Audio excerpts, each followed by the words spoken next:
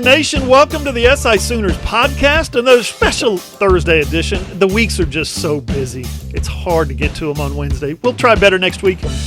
Listen, we got some basketball to talk about in a minute. We got, I talked to the good folks at softball yesterday.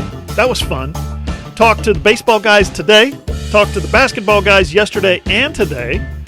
Talked to Sherry Cole yesterday. Lots more coming up on that one. But Ryan, the wait is over. Our long national nightmare has ended. We talked to Lincoln Riley today. Spring football practice is here. Yeah, I can't wait, John. Finally got to get out there, hear the pads popping, nope, we're still in Zoom land. But all the less, it was great to get to talk to Lincoln Riley today and have that just football is back, John. It's here. We've got a date for the spring game, so we can look forward to that. And spring practice kicking up next week in Norman. Should be a ton of fun. It was a good couple of months while it was gone, but I'm glad they're over. That's Ryan Chapman. He is in Norman for now. And I'm John Hoover. I'm in Tulsa. Ryan has been with us for about 3 months already. And you know what? He's already gone to his very first bowl game. And tonight, he leaves to go cover his very first NCAA tournament. Last week, he covered his very first big, huge recruiting event, the Under Armour thing down in Dallas. Got lots of content from that coming up. So you're going to need to get to the website to see what that is. But you know what, Ryan? What can I say? We are making dreams come true every day here at SI Sooners. Want to thank you guys for listening to the SI Sooners podcast and for, of course, watching on my good old YouTube channel. Everybody loves a good YouTube channel. Well, mine's the best, so appreciate y'all. I do. I really do. SI Sooners is a Fan Nation affiliate, of course. Sports Illustrated Network, that's the one we're a part of. SI Sooners is our name, and the website is allsooners.com. So, Ryan, how excited are you at the ripe old age of 24 now to be one of 4 people from the entire state of Oklahoma credentialed to cover an OU basketball game this weekend? It's the NCAA Tournament. The whole thing's in Indianapolis. The bubble madness, I guess we're calling it, basically. And Ryan is going to be there covering it for us, for you. Even if OU's roster is, let's say, out of harmony, Ryan will be your point man this weekend. How jacked are you, Ryan? Yeah, I'm pretty jacked. Duke might not be going. Kentucky may be at home, but I will be in Indianapolis. It should be a ton of fun. I'm actually looking forward to the Sooners got drawn into the Lucas Oil Stadium pod, and I always find that incredibly fascinating, John. Usually we don't get to see college basketball teams playing in football arenas until the Final Four. Well, guess what, Sooner fans? You'll get to see it right off the top. But, John, I just can't wait. I love college basketball. I love the NCAA tournament. It's one of my favorite things all year long, and it's such a privilege and just a huge excitement, again, to actually get to be a part of it, especially considering how slim the list is. I just hope, John, personally, that I get willed my first NCAA Tournament Cup, because I'm going to be very mighty sad if those aren't waiting for me at the seats. You'll have lots of NCAA Tournament blue cups that you have to take on to the...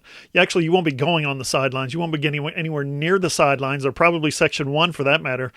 I made an awful pun, but it's not funny at all. The Sooners play Missouri on Saturday night, 6:25 p.m. on TNT. 6:25 p.m. on TNT. Write it down so you don't have to ask me later. You can get your bracket, by the way, at allsooners.com. Now, the game is, as Ryan said, Lucas Oil Stadium, downtown Indy. That's where the Colts play, and it's where the NFL Combine is. And trust me when I say this, I've been in there many times. It's massive. It's massive. But the news, the bad pun, sorry. Awful news out of Norman yesterday. De'Vion Harmon is out for this weekend's games. Ugh. Again, OU plays Saturday night, and if they're able to win that one, you know what, De'Vion or no De'Vion, they're going to have their hands full in the next round, because they would get, we think, we're pretty sure, we're confident when we say this, the number 1 overall seed, Gonzaga. Yeah, undefeated, number 1 ranked Gonzaga is trying to run the table, and OU stands in their way, potentially, if OU beats Missouri. Ryan, there's a lot more work to be done before anyone starts scouting the Zags. You and I just got off the video call with 3 players. We talked to Lon Kruger about it yesterday. Missouri's pretty good. Quanzo Martin is a good coach. The Tigers went 8-8 in the SEC this year. I think their overall record 16-9, but they're the 9 seed here in those 8-9 seed games, man. It's a coin toss. This is the game the Sooners are going to be hard pressed to win. So let's start there. How does OU manage without De'Vion Harmon? Yeah, John, and this is really interesting too because it's not just your normal 8-9 game. Oklahoma and Missouri, the kind of seasons they've had, mirror each other almost perfectly. They're teams that were not really picked to do a ton, got red hot in January, both found themselves in the top 10, and then had this awful backslide to close the season. And so it's one of those things of Lon Kruger's talked about it, Austin Reeves talked about it. You had to imagine coming into it, it's going to be just the old-fashioned what team can grind it out more, and the Sooners are going to have quite the hill to climb without their biggest grinder, in my opinion, which is De'Vion Harmon, because he's a guy that he was the most consistent guy I felt like all season long, John, just in terms of bringing that energy every single night, never really getting down over the course of a game, no matter what was happening. And De'Vion's was that spark plug early for this team. He's the guy that usually is amongst the leaders and scorers there headed into halftime. Then Austin Reeves kind of takes over. So it'll be really interesting to see. Lon Kruger told us it'll be a combination of Jalen Hill, Alondas Williams, Victor Iwuakor to try and replace De'Vion's production. That'll be good for the Sooners in the sense that they're going to get a lot bigger, which they're going to have to deal with the size of this Missouri team. That would have been a problem with De'Vion, but you never want to be down another excellent ball handler and just a guy that is such a great emotional leader of that team. So it'll be interesting to see if Austin Reeves is going to have to handle the ball for 40 straight minutes, or if we see maybe Emoja Gibson get a little bit of point in. But the Sooners are dealt an awful hand here for sure as they find out upon entrance to the bubble that De'Vion Harmon has tested positive. Yeah, big picture. A little more Reeves, a little more Gibson, a little more Harkless would certainly be good in this situation.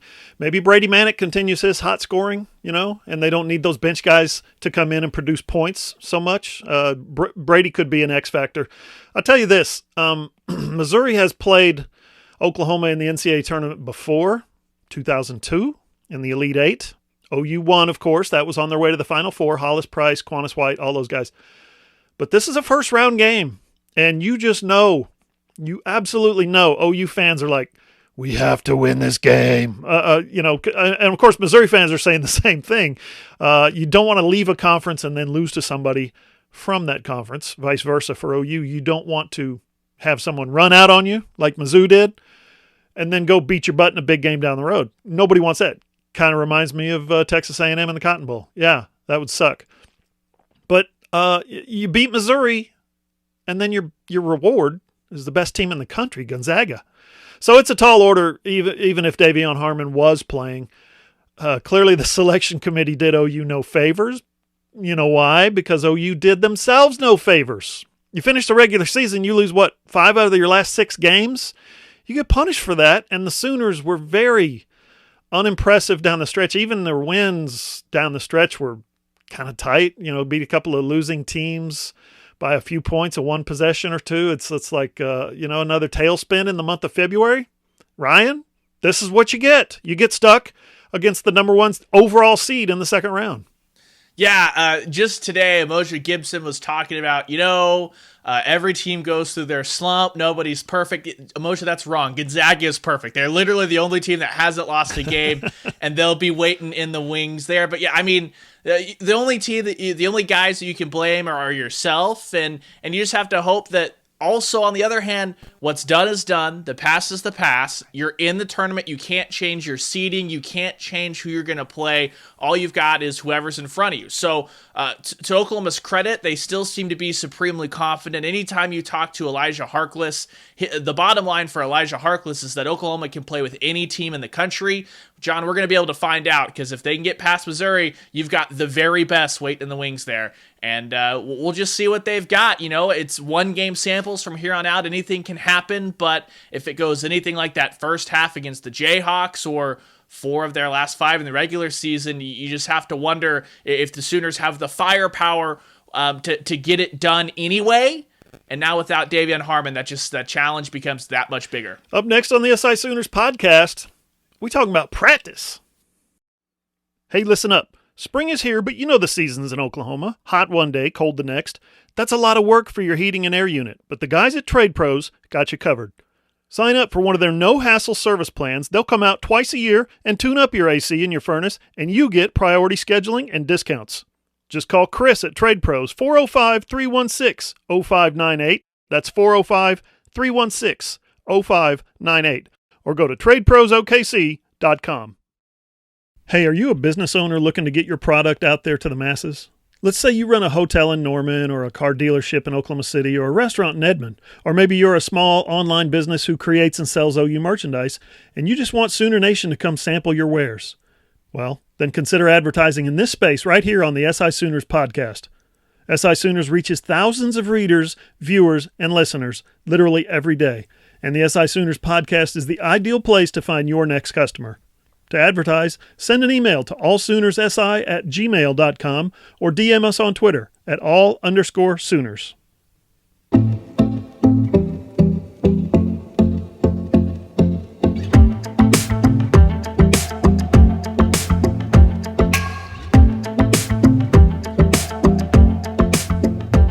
You can follow SI Sooners on Twitter at all_Sooners. Find Ryan at Radios Ryan. I'm at John E. Hoover.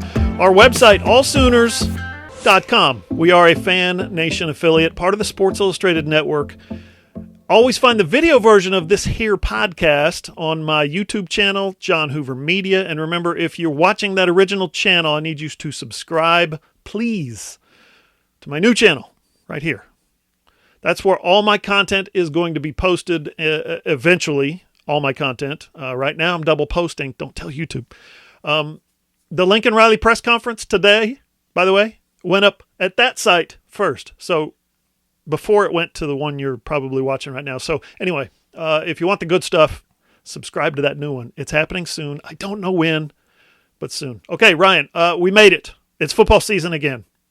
Spring football practice season starts on Monday. And by golly, we talked to Lincoln Riley today for about 30 minutes, and it was glorious.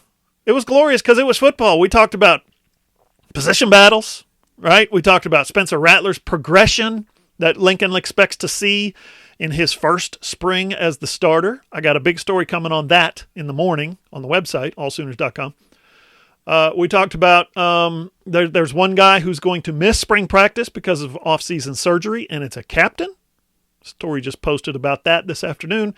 Now, we also talked about, COVID protocols, and we talked about vaccines, and we talked about sexual harassment in the workplace. It was a really good question by Barry Trammell there, by the way, regarding the Les Miles scandal at LSU that spilled over to Kansas, and a great answer from Lincoln. And you can watch that whole video press conference where? allsooners.com. Yeah, but sure, big, hot, hard topics, difficult questions, tough answers, all that stuff, right? That's fine. Man, I'm just glad we got some football questions today, Ryan. It was good to talk some ball today, was it not? Yeah, absolutely. And look, it was a little COVID heavy for my liking, but yeah. I understand the questions, vaccines, things like that, how that's going to change the protocols, all that stuff. I get it. But it was nice to have Lincoln Riley in front of our faces again on that Zoom screen. It was nice to just have the awkward stepping over each other. Do I say thank you to Lincoln after he answers my question or not? All that lovely stuff. And of course, to dig into the position battles, there's some great stuff there on the defensive line, the offensive line, and the wide receivers to go along with your Spencer Rattler question. Plenty of spring storylines this season, even though it's a pretty veteran-laden team for the Sooners. Now, if you want to read more or watch more, we got tons of content up already, have had it throughout the day, including the entire press conference video.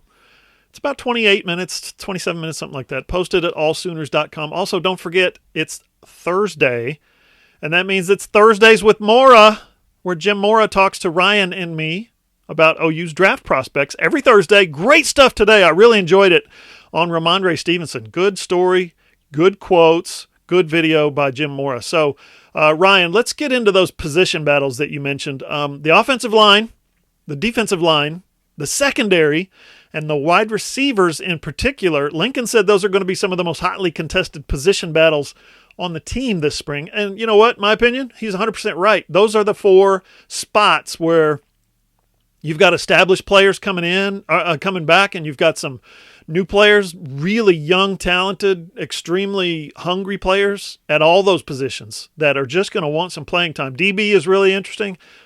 Wide receiver is extremely interesting because of what Lincoln Riley said about it today. Just listen to this clip that I have. Fascinating stuff.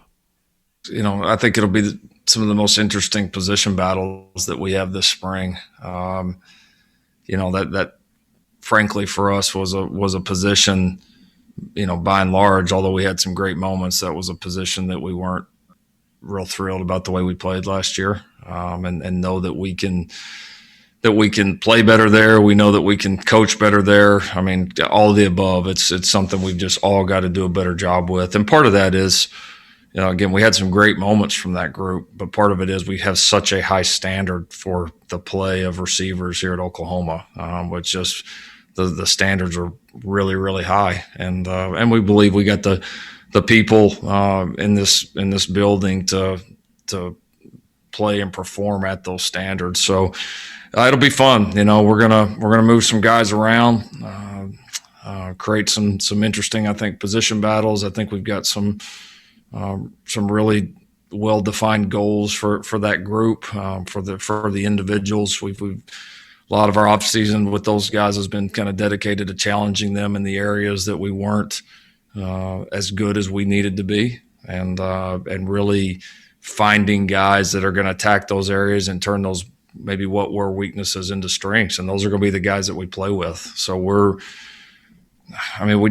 certainly, I would say more than any position on the team right now, that is going to be a just true blank slate. I mean, we told the guys from day one when we came back that we're wiping everything that any of you guys have ever done, and we are starting with a clean blank slate.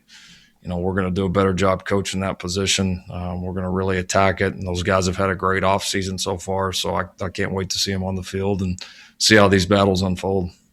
Ryan, we've had our position preview, spring position stories, I guess, posted over the last couple of weeks or so, SI Sooners, allsooners.com. And you know what? If you don't want to scroll down on the website, you want to find them real easy on your phone while you're sitting at a stoplight. Sports Illustrated's SEO, search engine optimization, is incredible. I mean it. Just go there, go to your old Google, go to that danged old Google and type in Oklahoma Position Preview SI. Oklahoma Position Preview SI, and boom, those things pop up right at the top. Or just go to our website, click on football. Anyway, Ryan, I posted my projected two deep at the receiver position. I think I was okay on it, but you had some concern about who plays the Z and exactly what is a Z and who's the X and what's the Y and who's on first. Knowing now what Lincoln said about literally wiping the slate clean, who do you think plays where? Yeah, and that'll be what's really interesting. We were just talking back and forth about nitpicking is what the modern Z is, less of a slot, more just who your playmaker is, that guy, all that stuff. And if you're wiping the slate clean, John, all those stars go away. We know on paper this might be the most talented unit that's been recruited by the Sooners over the last 2 or 3 seasons. But last year, right, wrong, or otherwise, due to suspension, due to injury, you just didn't get that high level of production out of a majority of that room. If you're asking me, John, who's the one name I'm absolutely nailing up there as this guy should be on the field every down, the only guy you can say right now is Marvin Mims. That guy's the only one at last year that went out and consistently balled out. I can't really think of a big, massive touchdown drop or anything like that. Maybe you can refresh my memory if Mims had one, but I thought He did have one. He had one. There you go. I thought Theo Weiss was going to be that guy last year to take that leap, and we saw flashes of it here or there, and Spencer Rattler himself in some of the post games was saying, that's a little bit on me. I need to get the ball to Theo Weiss. Well, the fact of the matter is as explosive as Theo Weiss can be when he gets the ball in his hands, he had 2 or 3 really crucial touchdown drops, one of them down there in Ames, I guess up there in Ames, geography's fun, that really, killed the Sooners there. And so you'd think on paper it'd be Mims, Weiss, and Hazelwood, but we still need to see what Hazelwood's going to look like when he's 100% healthy. And you've got just an influx of talent all over the place. You've got star-studded wide receivers coming in again with Mario Williams. You've got workers like Drake Stoops, who just seem to only make plays whenever they're afforded that opportunity. So, John, when Lincoln tells us that it's a clean slate and that it's anyone's battle, the wide receiver position more than any, I truly believe that, because I've got Mims up there, and then everyone else, there's just so many questions I have surrounding what they're going to bring to the table, whether it be health or just securing the football next year. So while you were talking, I Googled Marvin Mims drop touchdown, and what was the first thing that popped up on the old Google machine? My story from Texas Tech, where that's a perfect throw from Rattler, 73 yards, wide open, 5 yards behind everybody, right through his hands. So, yeah, he dropped one at Texas Tech. I'm with you on Mims. I think he is the established alpha, and I think those new guys coming in kind of have a chip on their shoulder to say, clean slate, huh? Watch this. I'm going to bring my own dry erase, and I'm going to make my own mark on this whiteboard. So that could get interesting. Let's talk about the DBs. Buki is gone. Okay, he landed this week, by the way, at Washington. So congrats to him. Wish him the best. I think he probably kind of played out the best he could do, the most he could give here at OU, and a fresh start is going to do him good, especially in the Pac-12. So good for him. But man, so there's an opening, right? There's an opening. Trey Brown graduates. There's an opening there, but kind of, not really, sort of, for the most part, almost. I'm interested in what Justin Harrington are going to do at one safety, and Key Lawrence is going to do at the other safety. Maybe he's a cornerback. Because he was recruited to Tennessee as a corner. They offered him, said, you can be our starting corner, and he was like, I'm good. I think I'll just back up the safeties for now. I don't want to be on an island by myself as a true freshman, as a corner in the SEC with all those wide receivers, all that first-round talent. But those two guys have a ton of talent, a ton of ability. I want to see where they're going to play at Oklahoma in the secondary. Yeah, it'll be fascinating, John, just because, like you said, with Key Lawrence, like, you could make the case that he could play every single position there on the back end. So it'll be really interesting to see what Alex Grinch and Roy Manning feel about him. And this Justin Harrington hype train, John, I feel like that's the guy that we had kind of been hearing about, that was pegged to be a guy that could really come in and lay down a marker at the safety position to at least get into that rotation. And then, what was it, day 2 of fall camp last year, we learned that his season is likely done. So it'll be interesting to see another guy, kind of like Jaden Hazelwood. Like, we've heard everything with Hazelwood, we've at least been able to see some of the talent on the field, but I want to see him 100% healthy and what he can do when he physically is feeling the best. And then there's another guy too. I'm thinking about that nickelback position again. A name that Lincoln Riley brought up today, volunteered it, Jeremiah Cradell. He's a guy that we all remember. Think back to signing day. It was Oregon and Oklahoma. Cradell goes on ESPN, picks the Sooners, and the coaching staff posts that video. They're all going wild. Lincoln is fired up. Like, he's a guy that we kind of been hearing about. Is he coming on strong? Is he coming on strong? But hasn't really been able to make it onto the field to make that huge impact. So I'm interested to see how that battle's going to shape up, because like you said, John, the corner position between Woody Washington, DJ Graham, and Jaden Davis, that might be shored up. But look, this is what Oklahoma's trying to do. They're trying to take that step forward where there is legitimate competition up and down the 2 deep at every single position. So the other thing will be, can guys like Latrell McCutcheon, can they come in and push those guys so there's not that complacency, which has been the case at the cornerback position the last 5 or 6 years, John? How many times have we seen a guy come in, establish himself as a freshman or a sophomore, and then there's no one else behind him, so there's not that everyday push in practice to continue to be their best player? That's the job that a guy like Latrell McCutcheon's going to have to do, and then, of course, we'll see if Billy Bowman can factor in somewhere other than the return game. Billy Bowman came out on the official spring roster today as a defensive back, as a nickel back. He's not listed as a wide receiver. Now, he's on the smaller side. Okay, he's like 5'10", but I think on the whole, you go back and look at the story I wrote earlier this week about the defensive back spring preview, position preview, I guess. They went from being 5'10", 5'9" at every position to now they've got like 9 guys that are 6 foot, 6'1", 6'2", Jordan Muke 6'4". They're getting big, and really long, and Alex Grinch says we're not sacrificing any athleticism to get there. Up next on the SI Sooners podcast, time to pay tribute to a legend. Hey, you want 20% off Manscaped? Then stick around.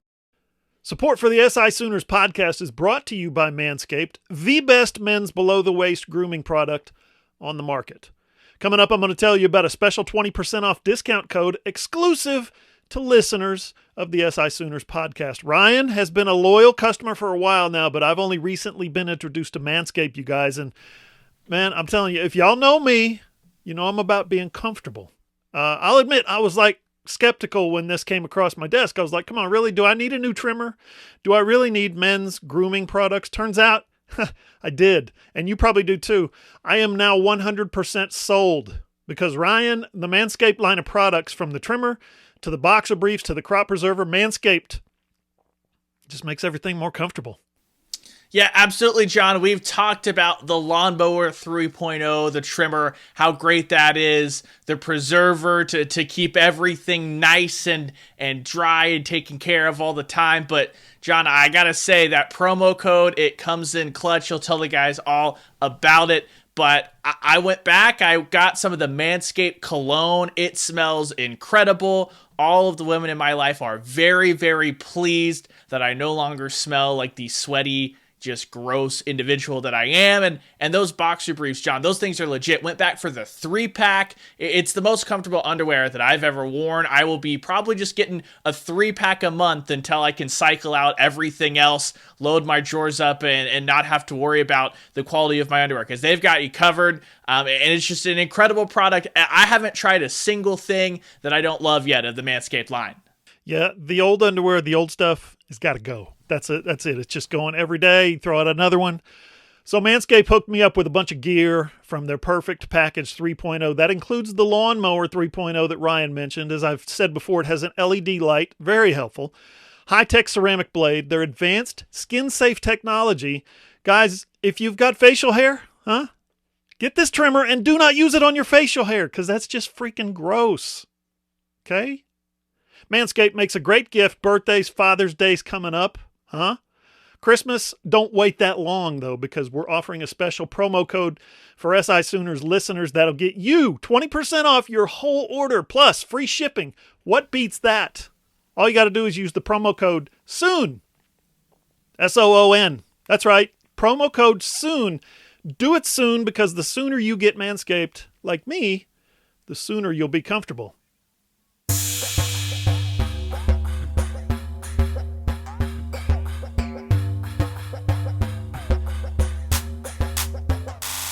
Final segment of the SI Sooners podcast. So I want to pitch one more story. I interviewed the best hitter in America yesterday. Maybe the whole world, actually. No, not Mike Trout. No, not Christian Yelich. No, not Mookie Betts or Fernando Tatis. Jocelyn Alo. Yeah, the big slugger on the Oklahoma softball team. She's quickly becoming my favorite softball player, her and Lauren Chamberlain ever, because guys dig the long ball, right? She leads the nation in home runs. I think 19 right now. She has hit at least one home run in like 7 straight games. How do you do that? How do you sustain that much excellence? So I talked to her yesterday, and I talked to Patty Gasso about the hot streak that she's going on. 19 bombs so far. She's in serious striking distance of setting both the NCAA single season and the NCAA career home run record. I loved talking to her. She's really funny, really engaging. We got the whole video, the whole interview up with Jocelyn as well as Coach. So check that out, and I hope you enjoy the story. It was a lot of fun to write. I dig stuff like that because people you don't interview all the time, like Lincoln Riley, they seem to really appreciate being interviewed, right? So it was cool. Now, Ryan, as they say in show business, we've saved the best for last. The big finale.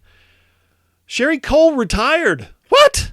Man, the legend herself. What a shocker, but not really. I mean, I personally knew this was coming for like the last couple of weeks. I got a tip. I followed up on it. I got some inside stuff. If you go back and watch our video from the Big 12 postgame when they lost Oklahoma State, which I posted on yesterday's breaking news story, it's a little like a 3-minute video. Check it out. She gets a little teary-eyed in that one. It's the short one. A couple of my questions, you can tell, maybe were like, less about the game, a little less about this team, and maybe more focused on Sherry as a person, Sherry as a coach. Sherry's kind of methodology and career and what she's learned, that kind of thing. So, listen, she's been fantastic at OU. Fantastic. Not just on the basketball court either, in the community, with the media. And that was my point to her yesterday. It was kind of a lot of, Sherry, we appreciate you for doing this. And Sherry, I told her, I said, you've been great with the media. You're a breath of fresh air, because here in the media, especially in the Zoom age, we don't get that all the time. So I just wanted to say thanks for that. She's big time. 513 wins, 19 straight NCAA tournaments, 3 Final Fours. Ryan, I've rambled enough already, and I'm probably still not done, but I want to get your take. Now, without crying, I need your thoughts on Sherry Cole, the job she did and how she's leaving the game.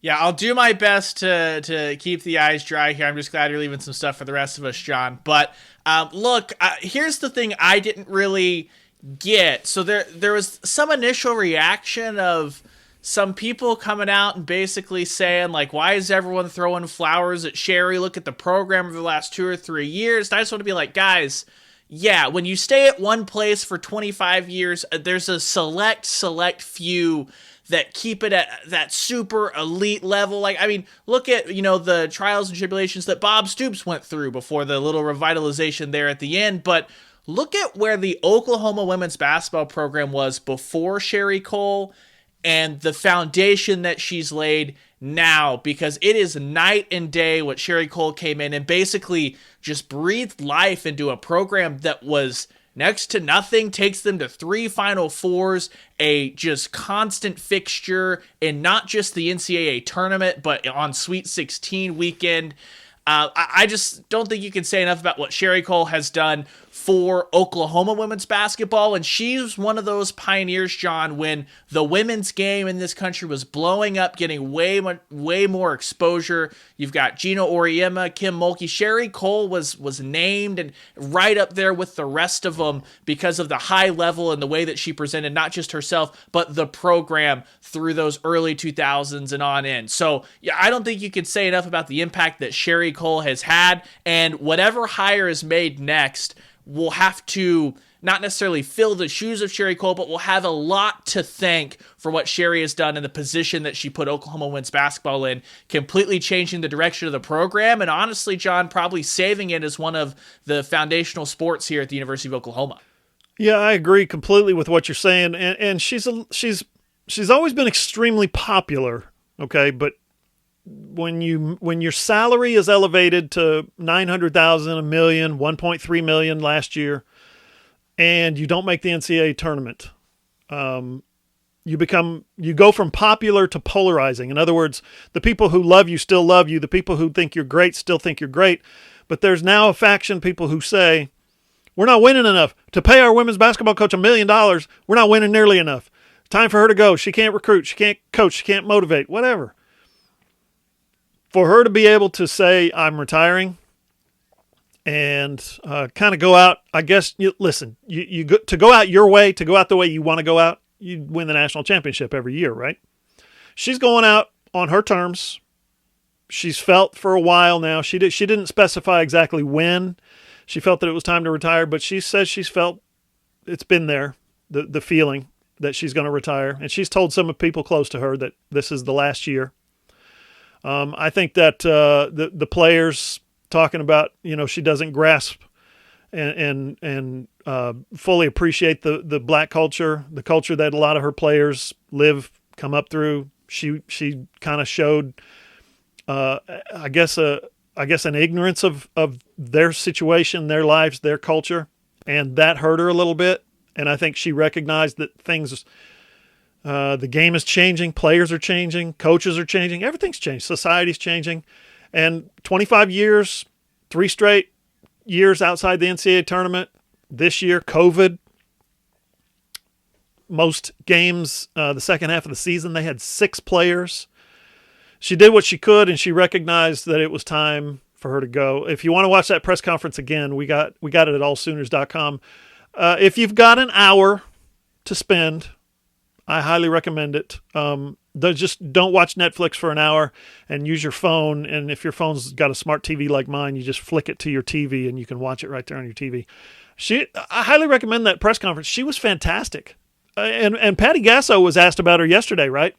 on her press conference, and she said, Sherry is one of the best speakers she has ever heard. So it'd be worth your time to watch that thing. She's so good. And I thought it was interesting too. What else? Another thing Patty said, they kind of came in a little bit together, kind of about the same era.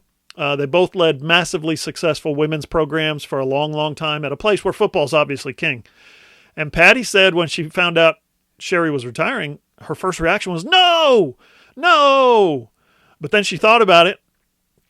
She thought about her own situation, because they're like a little bit similar in age and they're so close, such good friends. She quickly like flipped and thought, all right, Sherry, right on. Like she's going to do that someday too.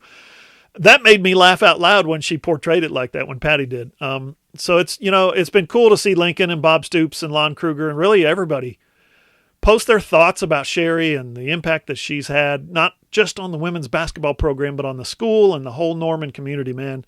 Especially with how much she's given back and encouraged her players to give back. I think that's huge. That's a huge part of her legacy. I asked her what she wants to do next.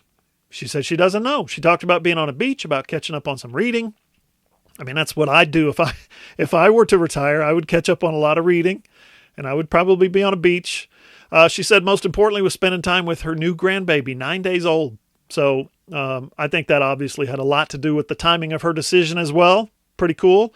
Now, remember, she was hired not long after the late, great Donnie Duncan, who's one of Lincoln Riley's mentors, and the OU Regents at the time, back in 96, I guess, late 96 season, basketball season.